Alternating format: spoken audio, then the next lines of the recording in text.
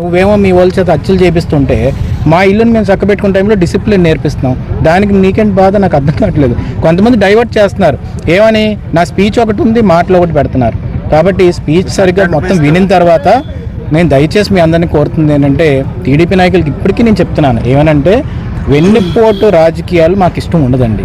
నాకు ఎందుకంటే మాకు వెన్నుపోటు చూసి చూసి చిరాకెక్కింది. అందుకనే నేను ఆ రోజు చెప్పింది ఏంటంటే, వెన్నుపోటు నాయకులు ఎవరైనా దానికి మంచిగా ఉండే వాళ్ళందరూ బాగానే ఉన్నారు, వెన్నుపోటు పొడిచిన వాళ్ళు భుజాలు తడుకుంటున్నారు. కాబట్టి ఈ హత్యా రాజకీయాలను ఎంకరేజ్ చేయకూడదండి. నేను మొన్న అల్లిపూడిలో కూడా అదే మాట చెప్పాను.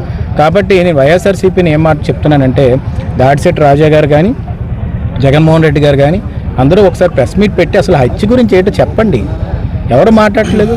ఆ వ్యక్తి మీ పార్టీ కూడా కాదా, పార్టీ కూడా కాదా, అదే ఒకటే క్వశ్చన్. ఆ క్వశ్చన్కి ఆన్సర్ చెప్పకుండా విజయ్ ఎలా మాట్లాడాడు, చంద్రబాబు నాయుడు గారు ఎలా మాట్లాడారు, లోకేష్ గారు ఎలా మాట్లాడారు, అవి కాదు.